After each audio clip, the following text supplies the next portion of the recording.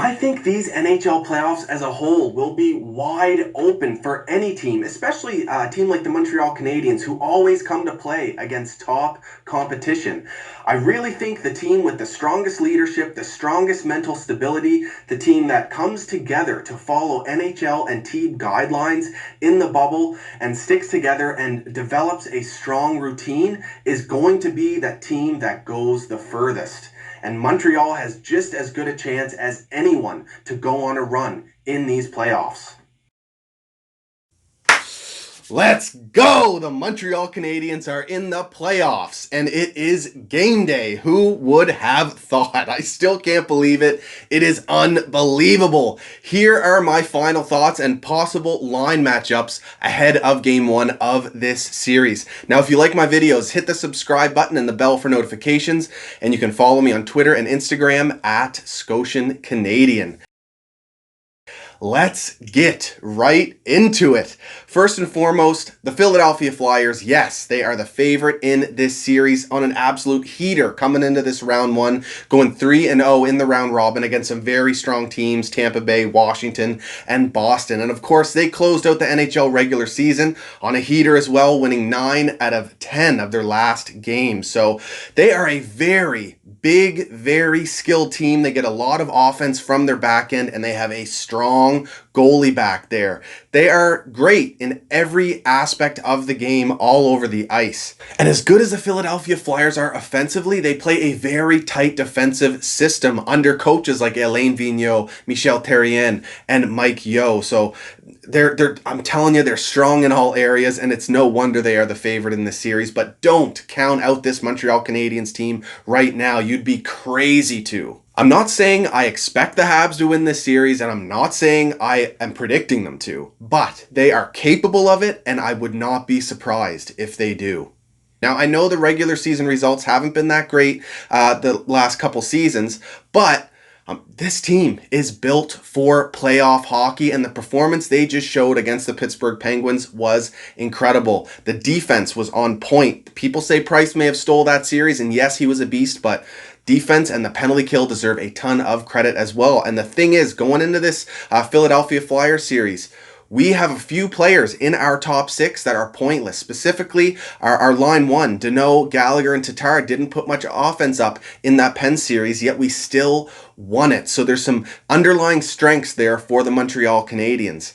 And one more maybe slight strength for the Habs here is that they just got out of a very hard fought playoff series against the Pittsburgh Penguins, whereas the Philadelphia Flyers have basically just got out of an extended preseason pretty much. Now, I know the game they played some tough teams, but I don't think those games would have been as difficult in terms of play and execution that a playoff series would be, like the Habs just got out of against a stacked Pittsburgh Penguin team. So the Flyers got to be ready for an intense series right out of the puck drop, because Montreal is going to be on it early.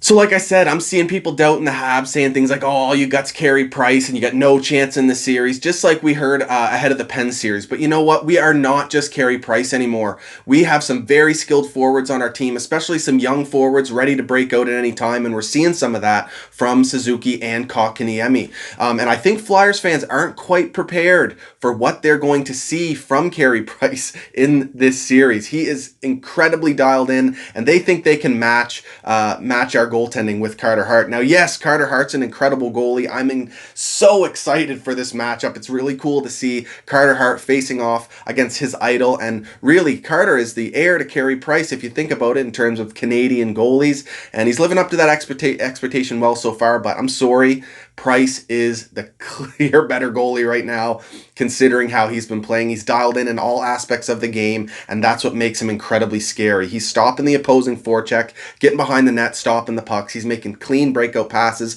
to his teammates. His rebound control is on point, whether that's stopping plays, getting the whistle to calm his teammates down, get a face-off, or just deflecting pucks with his pads or his blocker into the corners so his defenseman can make a breakout. Then you have his smoothness and positioning in the net, always calm back there and positionally sound, not having to make desperation saves. His puck tracking is unbelievable. He's getting involved physically with guys that are crashing the slot. Plus, we have Weber and Sherrod in there clearing the slot. So it's going to be a tough matchup for the Philadelphia Flyers. And it's a tough matchup for the Habs as well. I think the Philadelphia Flyers are a harder matchup than the Pens. This is going to be a really, really hard series for the Habs. And you know what? I think this is the most exciting matchup in the entire Eastern Conference of the playoffs, maybe even the whole NHL.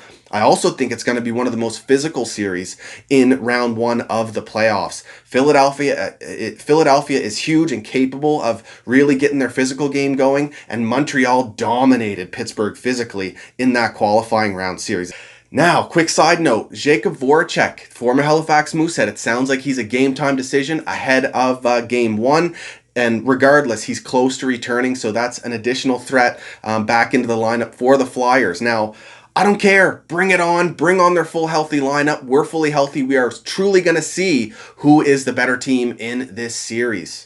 Now, I just want to touch on the Max Domi situation here right quickly. He is down on the Habs' fourth line. I think that's actually a strength for us, where we're so strong down the middle. Don't you love to say it? With Danault, Suzuki, Kotkaniemi, and then Domi down on the fourth line. That's some really good center depth. And it's kind of unfortunate that we are unable right now to have Domi's his dynamic offensive ability on the wing in our top 6 or top 9. But the thing is, the Habs right now don't have a fourth line center with experience. They traded away Nate Thompson to the Flyers.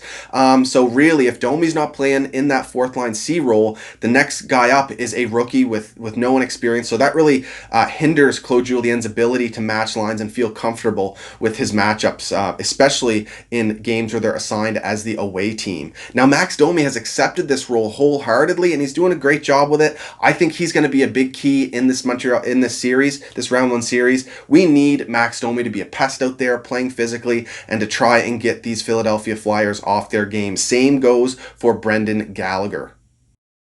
Now, possible line matchups. I'm thinking, first and foremost, the Kevin Hayes line, just where Kevin Hayes is so massive. He's 6'5", 215 pounds, ton of skill, probably Philadelphia Flyers' biggest offensive threat going into this series. I think they're going to want to see the center matchup there be against Phil Danault. You'd assume that you'd have Phil Danault and Couturier matched up against each other because they're very similar players, but I think you want Danault up against Philadelphia's most offensive line, and right now it's been the Kevin Hayes line with Konechny and Scott Laughton. And I also think in terms of defense, Kevin Hayes is going to see a lot of Shea Weber. I suspect Claude Julien will want that matchup, Weber and Sherratt versus the Kevin Hayes line, where Weber and Sherratt faced off and matched up against the Malkin line in that Penn series and shut them down very efficiently. Malkin's a big guy as well, and Weber and Sherratt did a great job of shutting Malkin down. And then I think you're going to see the Jeff Petrie and Kulak pairing up against that Sean Couturier, Claude Giroux, and Joel Farabee line, or Jakub Voracek if he returns. So Petrie and Kulak up against them because they're great skaters, very mobile defensemen, strong defensively, and they'll be able to keep up with the speed and skill of that Philadelphia Flyers first line. And the center matchup there, if Danault has Kevin Hayes, then Suzuki, and then Suzuki will have Sean Couturier. And Couturier is Philadelphia Flyers' best defensive forward, so you'd think they'd want him going up against the dynamic offense ability of someone like Nick Suzuki, especially if he's going to be paired with Thomas Tatar and Brenda Gallagher on that first line. Speaking of Brenda Gallagher, keep an eye on his play. He was dealing with a bit of a lower body injury early in the Penn series, but it didn't slow him down whatsoever. He was still pushing the pace out there. Workhorse for the Habs, leader in terms of work ethic. So just keep an eye on it. Maybe the break really helped him. I think the break in general probably helped quite a few of the Montreal Canadiens players. I think the Habs' keys to success here: play the same type of game they played against the Pens. Shut them down defensively in the O-zone. Philadelphia is going to be attacking quite often. We need to shut them down, play responsible hockey, and then when we do turn over those pucks, get it out of the zone quick. Support the puck carrier down low, quick breakout passes with close support, and then through the neutral zone, you got to get it through there very fast with your speed and try and score off the rush. It'll also be a key for the Habs to get Carter Hart off his game early, get him nervous, but he's so calm and collected back there, just like Price. I'm not so sure they're going to be able to accomplish that. For the Flyers, they need to force turnovers when Montreal is in the O-zone so they can get odd man rushes against Carey Price. Habs are known for the odd mistake in the O-zone while they're trying to get their offense going, and then odd man rushes are heading the other way. If Philadelphia can do that to the Habs, they'll have a better chance of scoring on Price. The other thing, they got to get traffic in front of the net and try to get Price off his game, but I'm not so sure they're going to be able to get that done with Price clearing the net himself, but also Shea Weber and Sherratt back there clearing space and allowing Price to see every shot possible. That's about it, guys. Let me know what you think ahead of this game one and about this series, what you think the line matchups will be, how you think the goalie performances will turn out, and just in general, what you think about the series. I'd love to hear it down in the comments. And if you have not seen my full in-depth round one series preview for the Habs and Flyers, check that out. The link is down in the description. I go through everything, both teams' forward groups, both teams' decors, their goalies, keys to victory, comparing regular season stats and comparing regular season matchups. It's all in there. And keep an eye out for my post-game reaction and review video, which will be out after the game or early tomorrow. And of course, hit the subscribe and the bell if you like these videos, and follow me on Twitter and Instagram at Scotian Canadian. Cheers, guys. Let's get this thing going, baby. Go Habs, go! Woo!